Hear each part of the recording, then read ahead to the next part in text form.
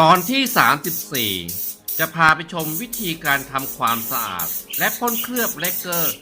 รอบๆลำเรือของเรือเจิ้งเหอลำนี้สวัสดีครับผมชเวงโลดเจริญสุกเกษมหรือในแบรนด์ของชเวงชิปโมเดล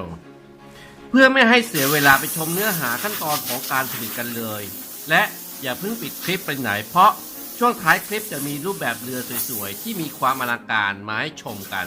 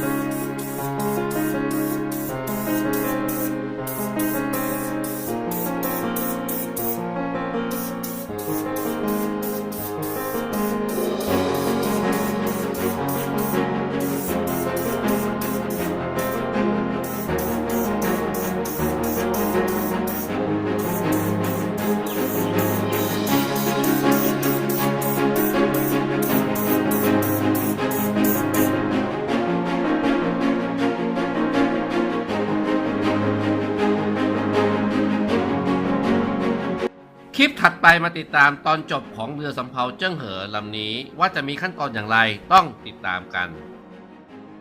มาถึงช่วงท้ายคลิปกันแล้วขอแนะนำรูปแบบเรือสวยๆที่มีความยิ่งใหญ่อลังการงานสร้างที่เป็นเรือจากทุกประเทศทั่วโลกโดยการคัดสรรนำแบบเรือที่มีชื่อเสียง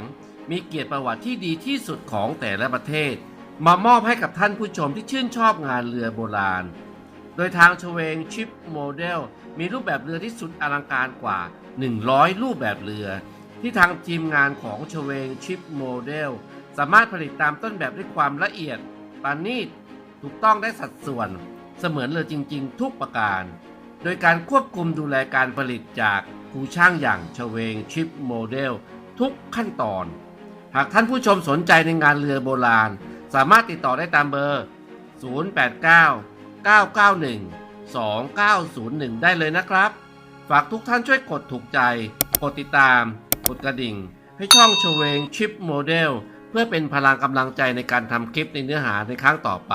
และชมคลิปถัดไปของช่องชเวงชิปโมเดลด้วยนะครับสวัสดีครับ